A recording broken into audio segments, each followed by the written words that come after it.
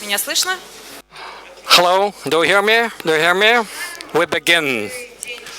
Good afternoon, all. So, I'm sorry for a minor delay. Our section called How Technologies Influences Cultural Institutions.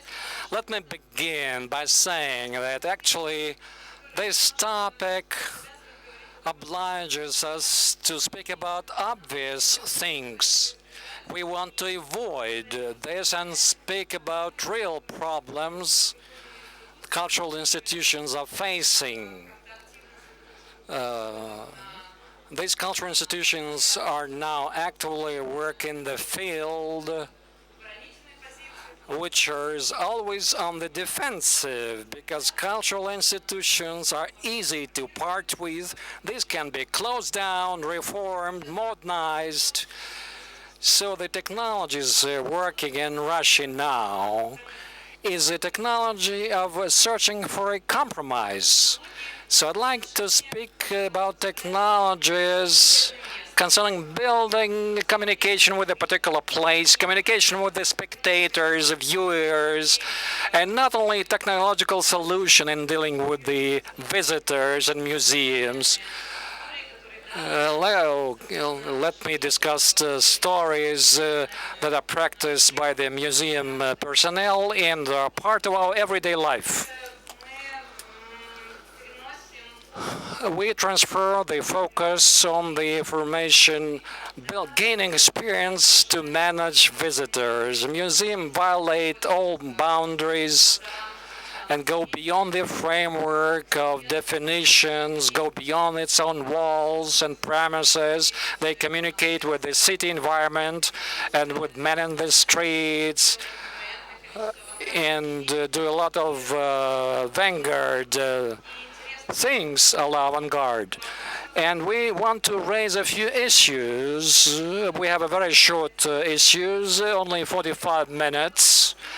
Indeed, we want to speak about what measurements are there to measure the technologies, what the cities should do, how to make a stake on cultural institution and not be afraid and get the results, the expected results. So, now I'd like to introduce our speakers and experts.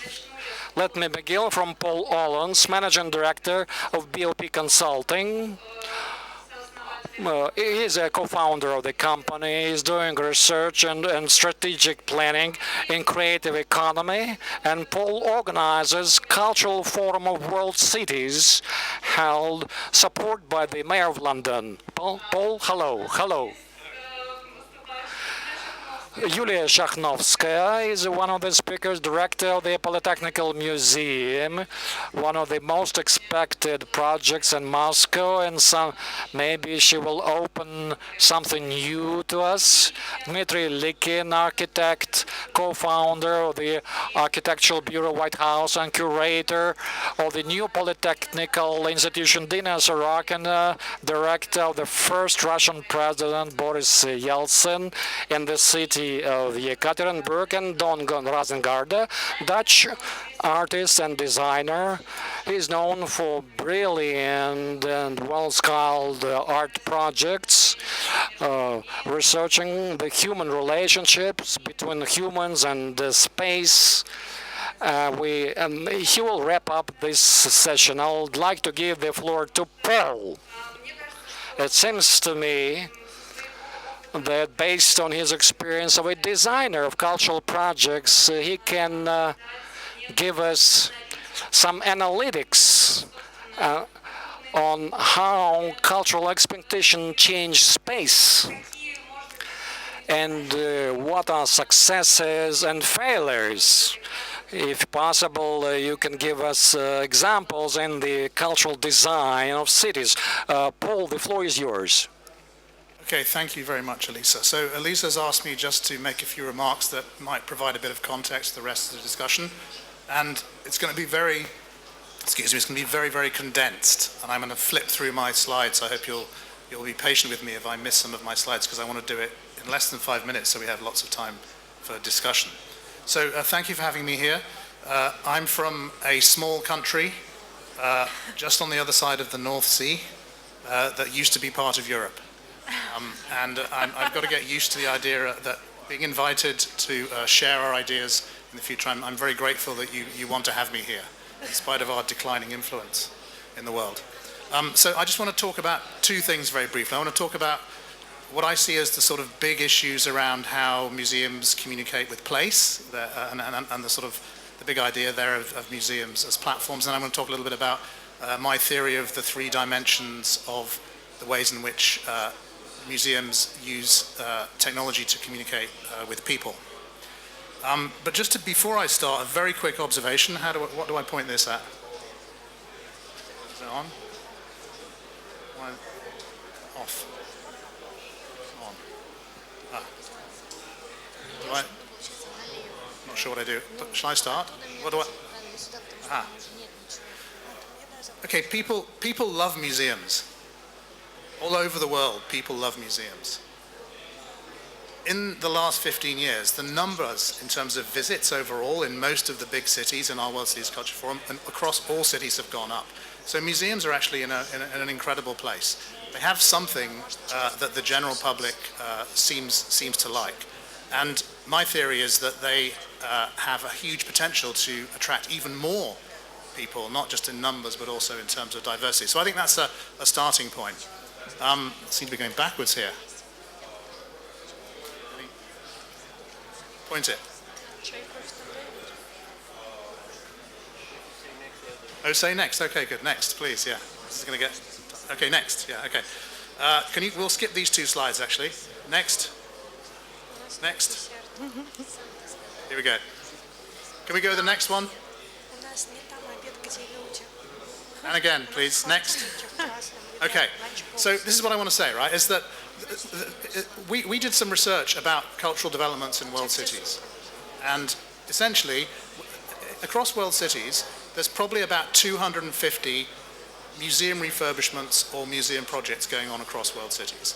And I would say that across the vast majority of those, the central idea that they're playing with as the developers of the museum, as museums themselves, as city governments, is the museum or the cultural organization as a public platform, as a platform for collaboration and for co-creation between many different parties in the city.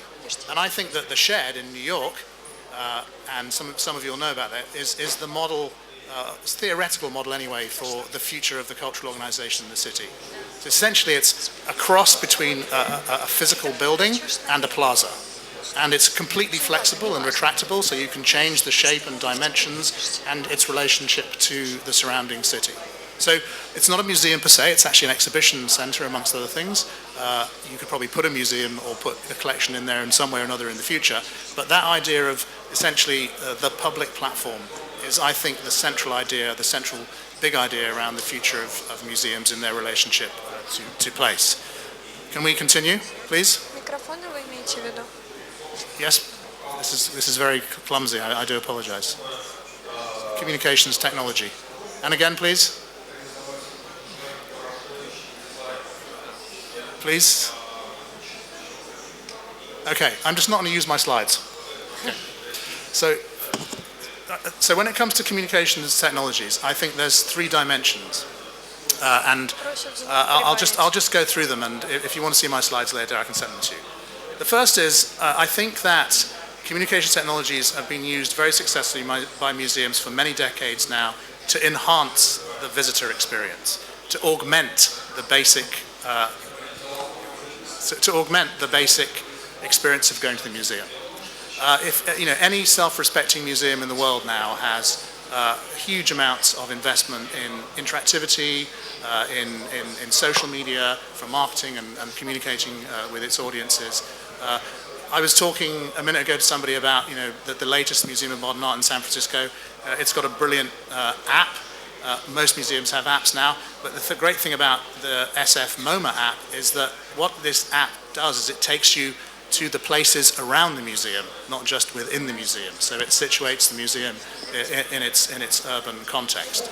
So I think that's a key area for museums, and I think the big challenge for museums there is having a seamless relationship between all the different platforms and all the different means they use, so that their visitors literally can just move easily and seamlessly from social media to other channels to the museum itself to the post-museum experience. And that's the big development. The second area is what I call extending technologies, and that's where museums can potentially use technologies to put their experiences on other platforms. A good example of this from a non-museum perspective is a project we worked on in London about 5 years ago with a big venue called the Roundhouse, which is mostly performing arts, and we did a partnership with iTunes around their annual festival, so that you could purchase tickets on iTunes, it was marketed through iTunes, and then you could purchase the music from the festival on iTunes, so a completely rounded, seamless experience. Here we go, look, this is like the pictures I'm talking about coming at you the wrong way around. And I think that's a really big area, and I think that's an area where museums actually, in my experience, are very far behind, this idea that actually you should use other people's platforms to reach bigger audiences. Oh yeah, that's great. They've caught up with me. And of course, this notion of live streaming and broadcast is now becoming very successful in the world of performing arts. The National Theatre in London now makes a substantial profit from its live streaming. And so the British Museum has decided to copy it. Next slide, please. And the British Museum now live streams and broadcasts its major openings for its major events. So that gets broadcast to other museums in the UK and also in countries like China. But you can also live stream the whole thing or various elements of it, and they're working on making it a much more interesting and interactive experience. So that's the second area, the area of extend. And then the third and final area is an area that I would call the area of recreation. And I'm sure Dan's going to talk a little bit more about this, about how you can completely transform and change the museum experience by creative interventions and the combination of creativity and technology. But I also think that there's a big new thing around the corner for this. Can I have the slide, please? And that's VR. And it's interesting, I've been at this forum all day talking about technology. I haven't heard VR talked about once, but actually VR is the next big thing. If I was a museum director, and in fact I know two museum directors who are my clients, I'd be thinking, how am I going to get onto the VR ecosystem? Yeah? How am I going to be there for all those people who for that potential experience? But that's something that needs to be we need to take the ingenuity around communicating with people, we need to take the idea of extending the experience to other platforms, but we probably need to create a whole new kind of experience for users with VR. And I'm sure, as I say, that Dan he'll probably talk to you more about my recreate idea from more of a perspective of an artist and a designer and how you do that. So that's my summary. Have I had 5 minutes? That's my summary. Communicating with place as open platforms, and then the huge potential to attract much bigger audiences through a whole range of communication technologies. And I think the reasons why museums are so popular and why they have so much potential, I can discuss this with Julia later, is because I think what museums have is what all human beings crave, is that museums give you authentic experience. They give you an encounter with something profound, thoughtful, and authentic, which we all are going to value more and more in our crazy, disjointed world outside the European Union. Thank you.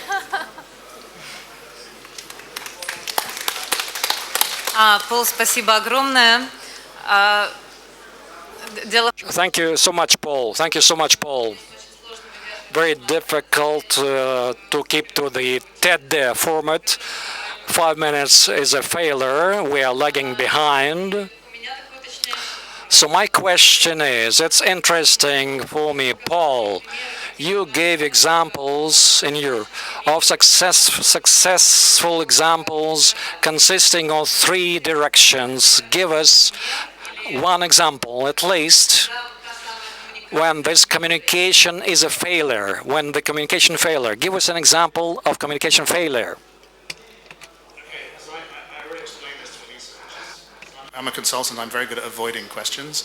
So I'm going to answer that in 2 ways very briefly. The first is, I think that there is a general failure in cultural organizations, and I'm speaking here from very much a UK-centric experience. I don't know enough about Russia. But I think that where there's a failure with technology is actually around data and using data to engage new audiences. In the UK, in the USA, and most of the countries that I work in, cultural organizations hoard data for themselves and they don't know how to use it. I think there's massive potential for cultural organizations to share data and then to connect with the data ecosystem around them. I mean, it's great. Coming to this forum and listening to all the people who are working with e-commerce and with traffic and planning, all that kind of stuff, those worlds are worlds where, there are just huge thickets of publicly available and shared data. And I feel as though the cultural sector is very much lagging behind and not connecting into that, and therefore losing a huge opportunity. So most of my clients are, 2 or 3 years behind, their peers in other sectors, I would say, at the moment. Maybe it's not true in Russia. I will tell you about one failure, which is that we did a project with the BBC, and I won't name the actual museum. It was one of the partners, and it was a project that was called The Space, and it was supposed to be a digital platform for not just museums, but other cultural experiences as well. And that was a failure because what that became was that became a website. Yeah? So what they did was trying to create a place to put digital or digitally enhanced cultural experiences. They essentially created a building, but just within a website. So they kind of almost went backwards in their thinking. But you can look at it, it's actually online, you can look it up, it's called thespace.org, and you can tell me what you think about it later. That was a long answer, wasn't it? Спасибо большое. Ну, вот у меня... Thank you so much. Next question is for Yulia.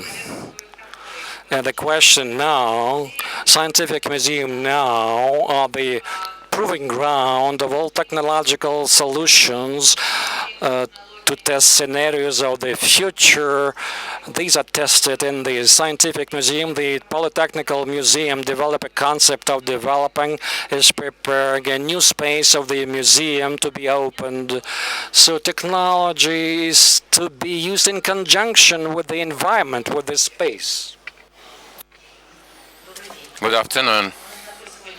We have quite a joint conference with Dmitry because we talk about contagious things, note in our experiment, and maybe I'll give him floor to tell us about our big approach to everything that we do and the restoration and the rebuilding of this museum and communication technology. What Paul was talking about, we're trying to right away take into consideration while creating this environment. Yes, I have just 2 short words, and then we will divide. We have a couple conference. The museum that we want to create is a big thing existing in bigger thing, that is city. Museums should communicate in 2 levels. It's meta-communication, the institutional communication of museum and the city, and personal communication. Museum communicates with the visitors. In our next presentation, Yuri will talk about meta-communication. We do have some pictures.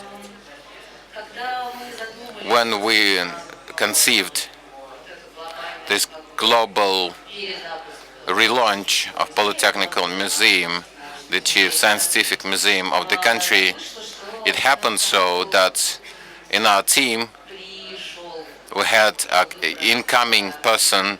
We selected Japanese architect and artist that suggested approach for us for rethinking the place where Polytechnical Museum is. Absolutely new. It was 6 years ago, and it was so new that we practically decided to refuse. And somehow at this point is being realized, and the approach is that just museum should be opened, factually turned upside down out of the chapel that stores the things with big heavy doors, doesn't allow easiness and lightness or free movement, or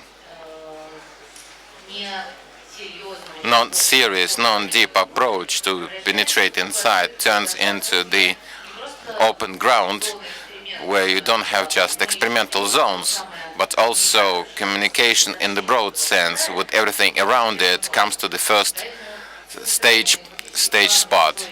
The key story in the rebuilding, reconstruction of museum that will be opened in less than 2 years, the space around museum. this very communication environment with the city that perhaps can show examples that Paul used can be successful communication only when you build it physically, but you make up some very long idea that works for itself later on. Can we show pictures? We certainly had some pictures. Of course, I can talk even this way.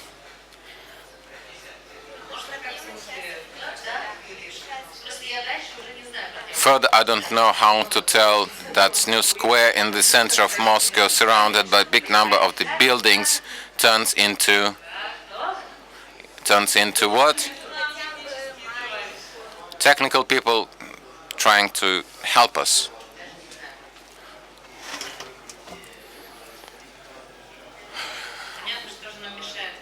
I don't know what prevents us from launching presentation. Yulia already had pictures. There were some pictures. Do they belong to you? I'll come to the other end, from the other end.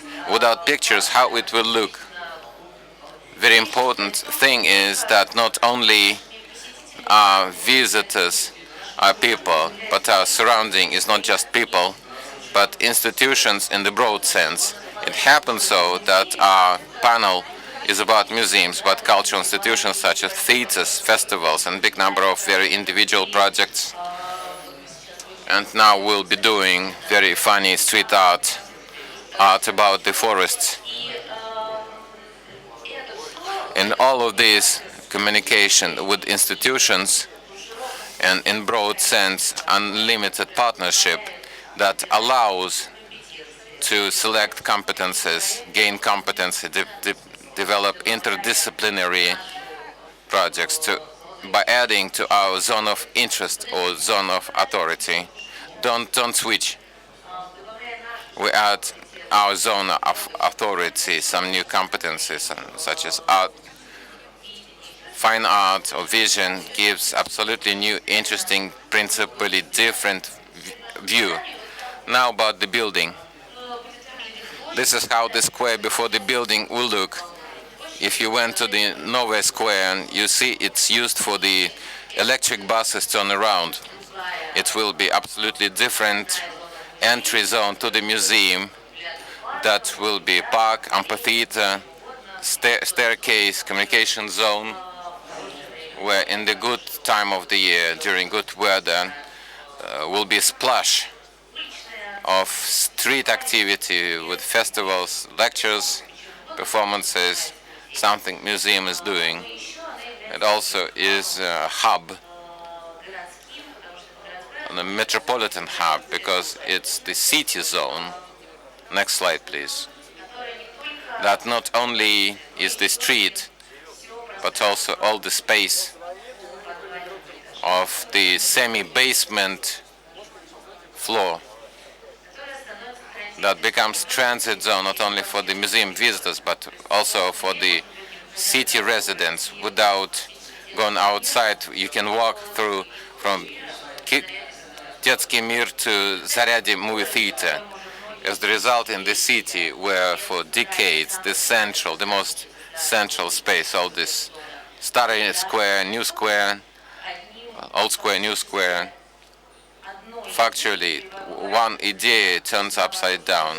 It becomes central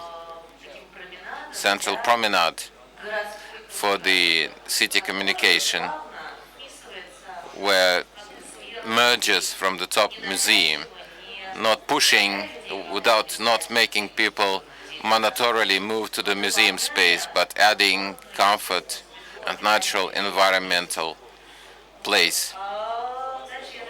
Further, I'll give the floor to Dima, because Dima, I think we've come to people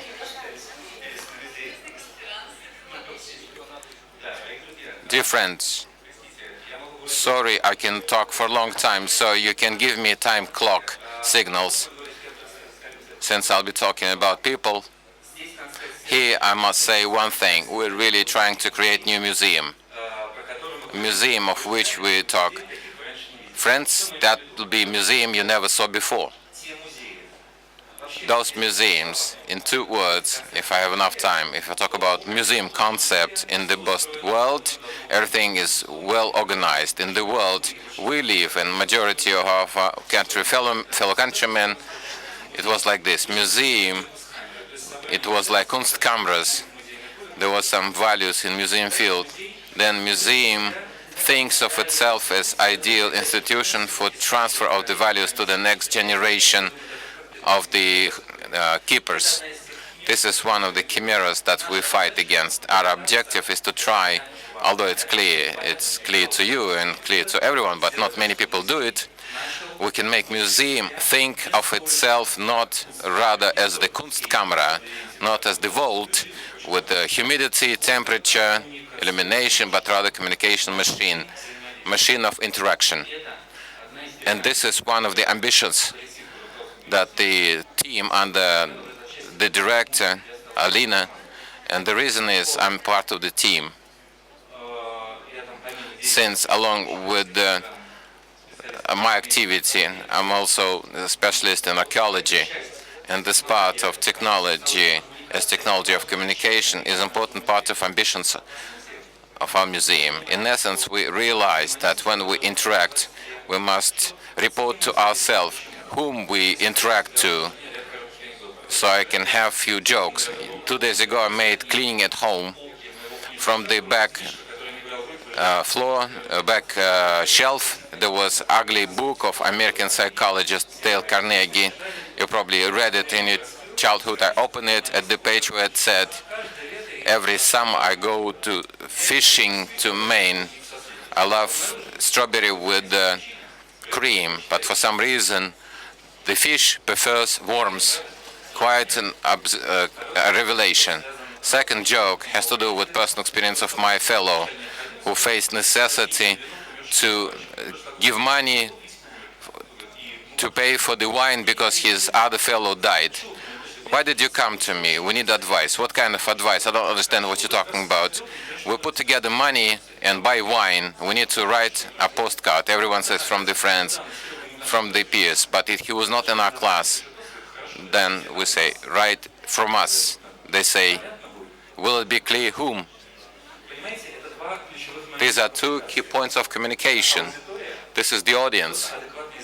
An adequate communication language. So facing with necessity to program our museum according to ambition that Yulia is formulating as museum of concepts. We don't want to be museum of artifacts. We want to be museum of concepts. We clearly understand that we have objective to develop communication strategy targeted at different audience demands. Then all the respected agencies we involved, they said you have pensioners, granddaughter, and started bullshit us with all these marketing statements. But we developed the following type of communication request.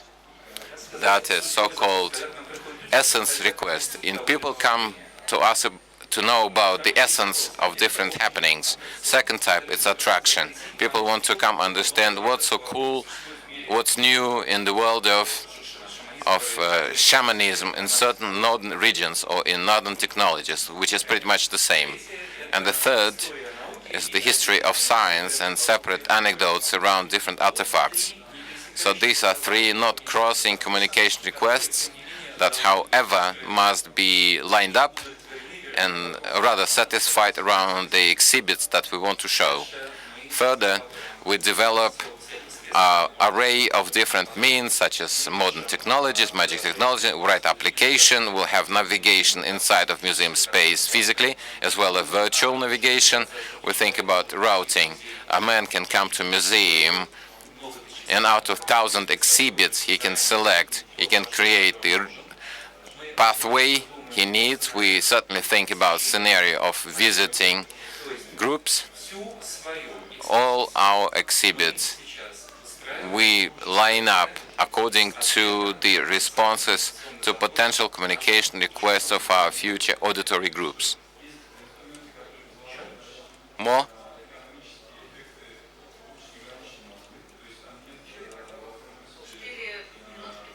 4 minutes, 55 seconds. Bravo. have a question to you. In order to expand this presentation, yet tell us, if there is a science history, there is an essence, substance request, how do you solve the problem of immediate aging that all scientific museums suffer, because some museums get closed or getting old and getting obsolete? The thing is that majority of scientific museums are not trying to be up to date. One of the best, maybe not the best, my last museum was to London Night Museum. I went to the computer floor. There's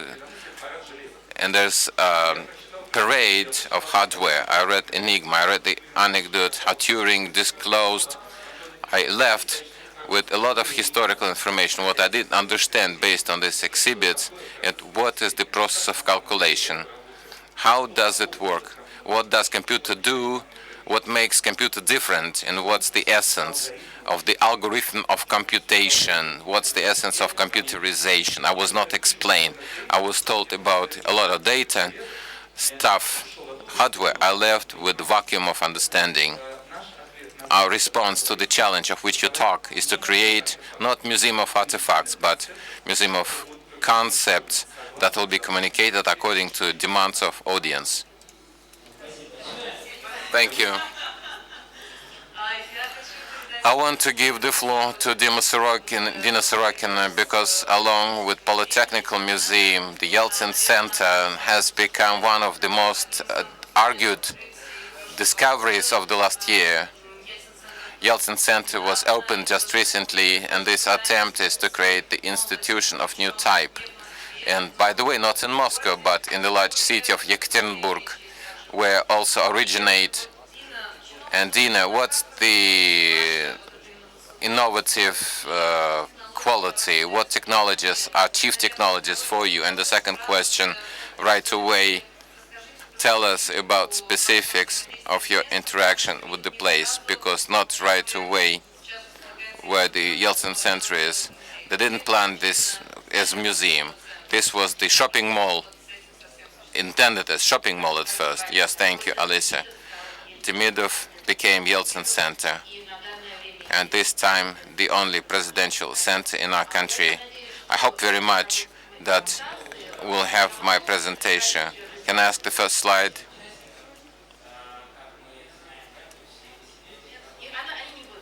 No, they will not work. Very sorry. I wanted to show several slides showing interaction of our center and surrounding.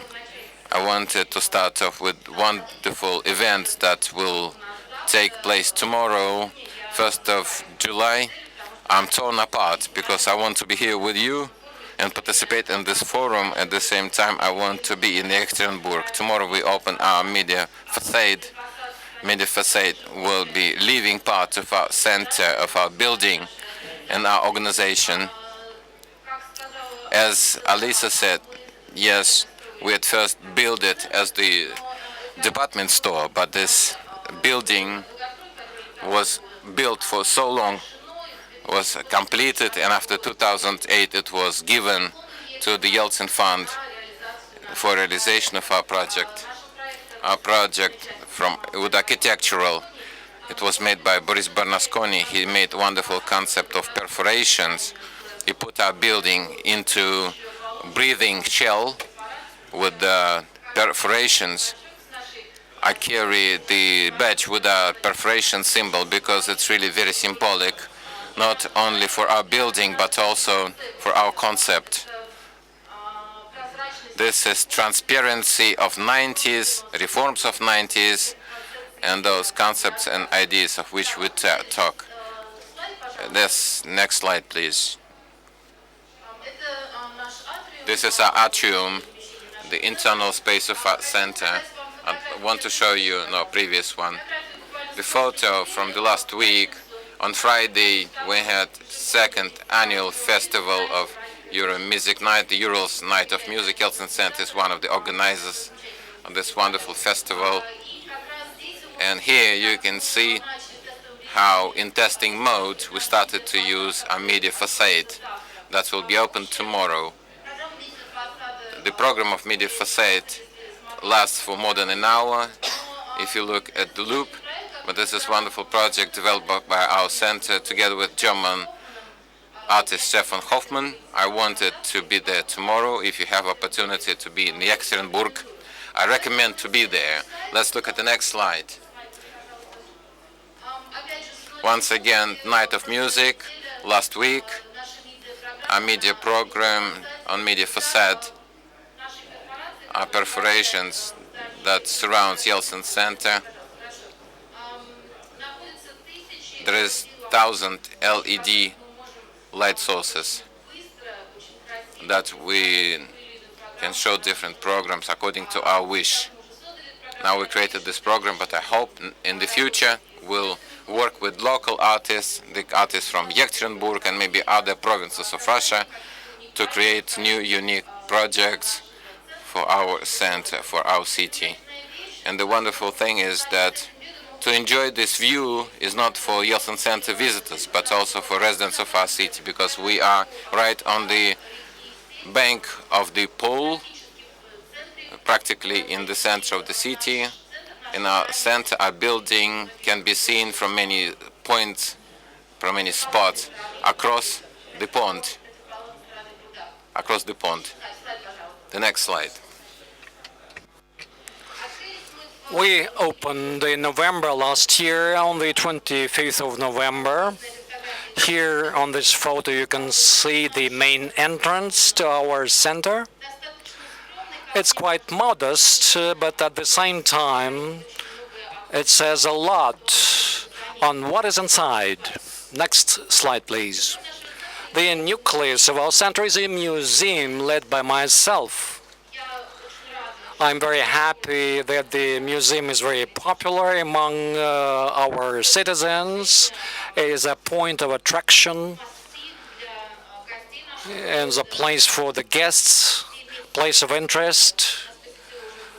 More than 150,000 people visited during 7 months, let alone the parallel sites, 5,000 visitors. Let me say about modern technology we use here in our exposition. This is our main languages and a means of communication with the visitors. And the first hole in the labyrinth of story history, focused on the 20th century, you can see a number of techniques that we use.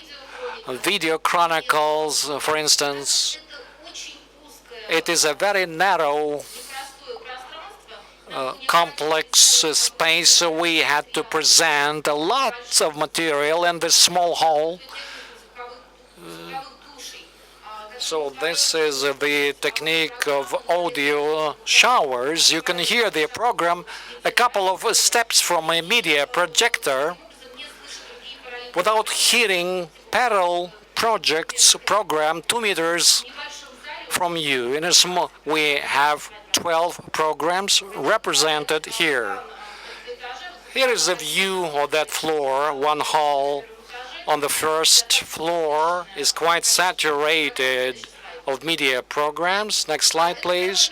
Second floor of our exposition, 160 media programs of various formats, both linear TV projections, audio projects. You can hear voices of people who participated in those events. In subdued tones, you can see holograms, interactive programs shown on the interactive panels interactively, shown on tablets or interactively on the screens. The main area of our museum is the presidential area. Like Alisa said, we are having an area which before was used by shops and shopping center. So here we have the huge panel, wall panel was made to provide video projection to show photos and video chronicles from the archives of our president. Dina, 1 minute. Next slide. I'll skip some slides too. Let's see what is going on. A lot of interactive materials. We imply modern technologies. Next slide, please. The Hall of Freedom. You can not only see people who live at the same time with the President Yeltsin, politicians, public figures, who spoke about freedom and the idea about the freedom. And there are 2 audio booths, and I make a recording. And there are several thousand recordings that can be transmitted, broadcast. Most of them are children. Center of attraction. Next slide, please. In addition, we also have art gallery, archive, gallery, library, a bookshop, and conference hall used not only to run films, but also for concerts. This, for instance, Mr. Makarevich is performing.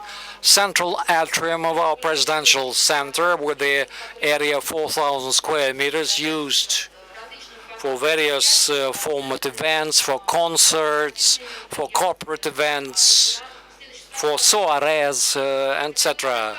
Let me see how we use our media screen, one of the walls, like the Island of 90s, organized jointly. We made a projection, and weekly we use that screen for some events. Nextly, Alice, I know our audience.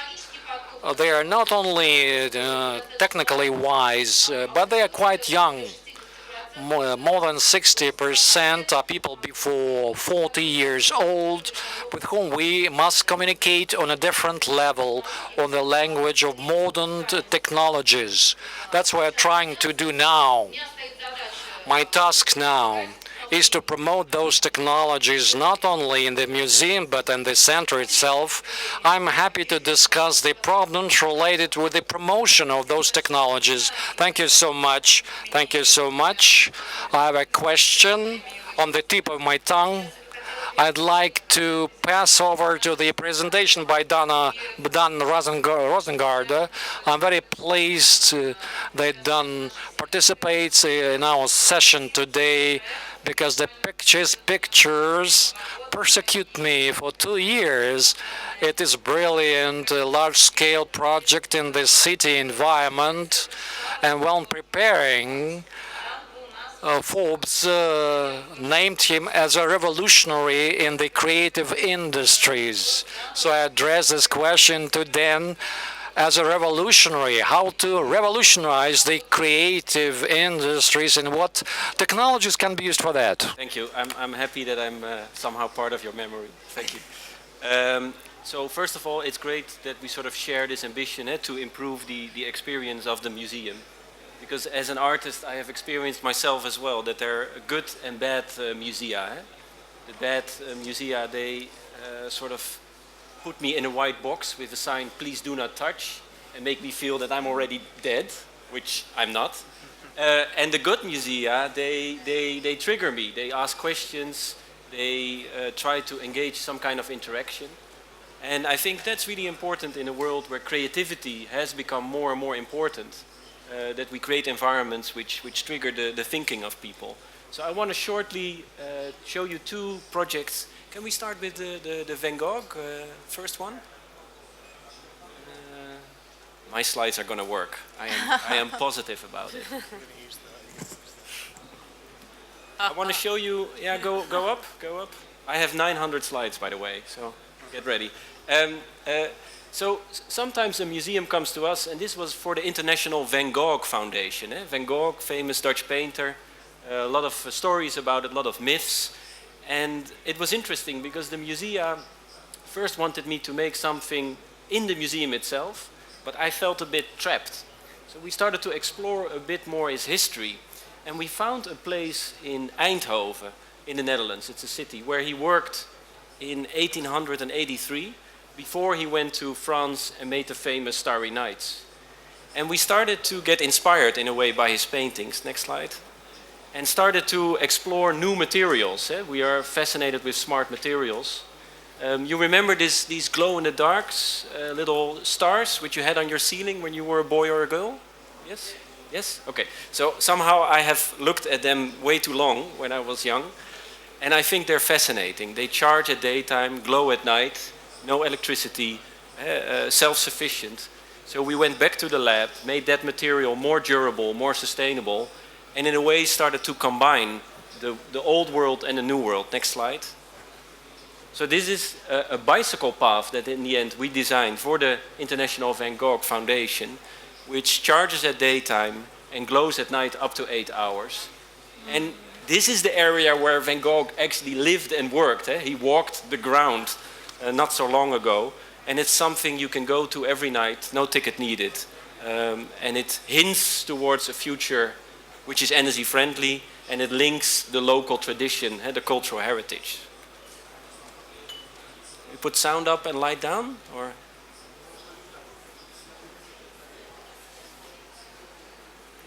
А можно звук еще, пожалуйста? Sound up? Yes, thank you. Sound up?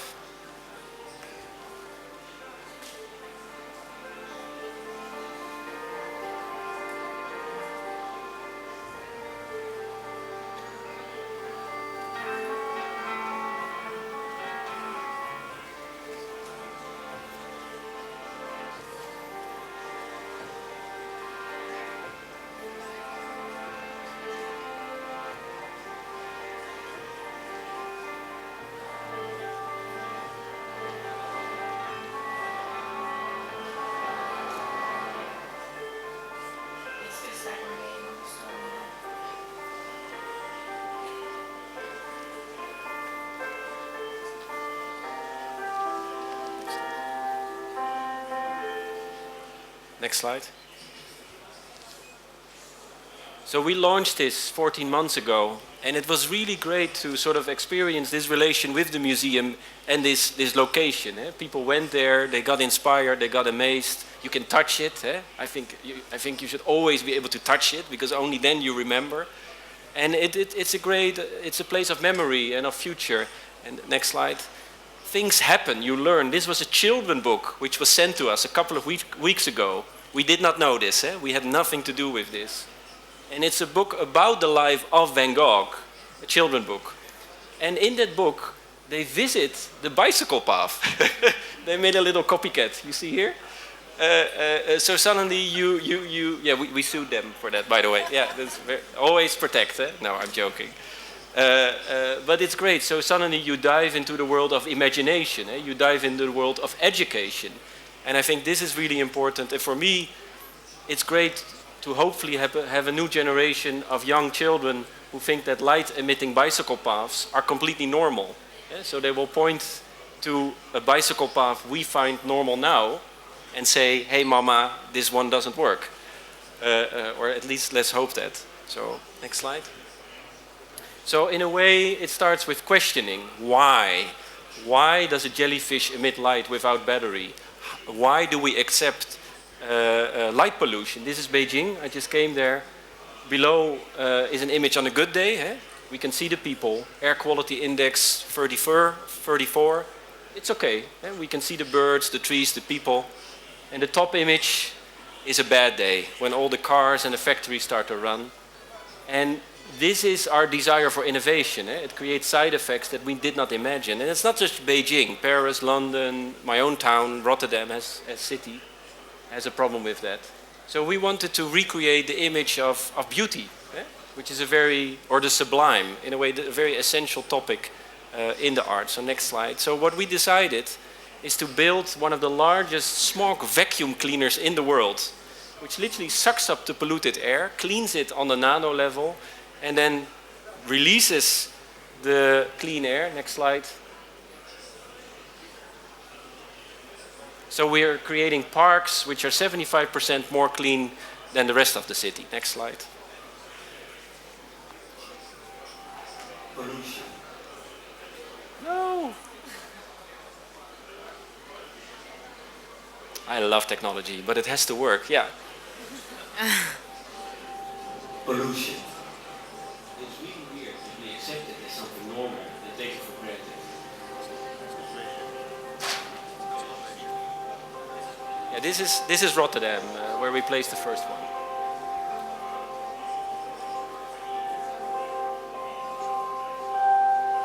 I wanted to create a place where citizens, makers, NGOs and governments can experience clean air.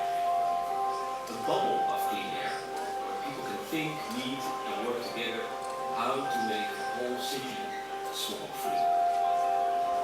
It's a place created by the largest air purifier in the world, which can travel smoke-free zone.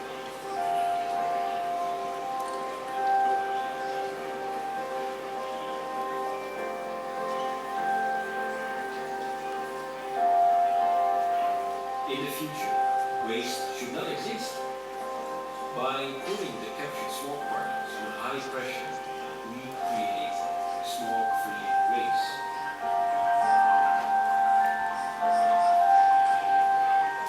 And so by sharing the smoke-free ring, we donate 1,000 cubic meters of clean air to the city where the smoke-free comes. So,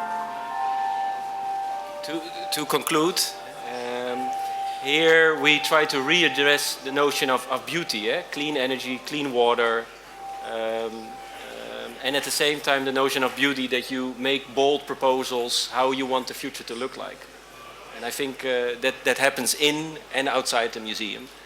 But definitely cultural sector should take a sort of lead toward, should take a leading role within that. Yes. Thank you. Спасибо большое, Дан. Да, давайте, наверное, даже уже поаплодируем. Мы удивительным образом... We, in amazing way, stay in the framework of timing. The only thing I'd like to do is I don't have time for questions, so we finish our session. I want to once again congratulate our participants and thank you for your attention.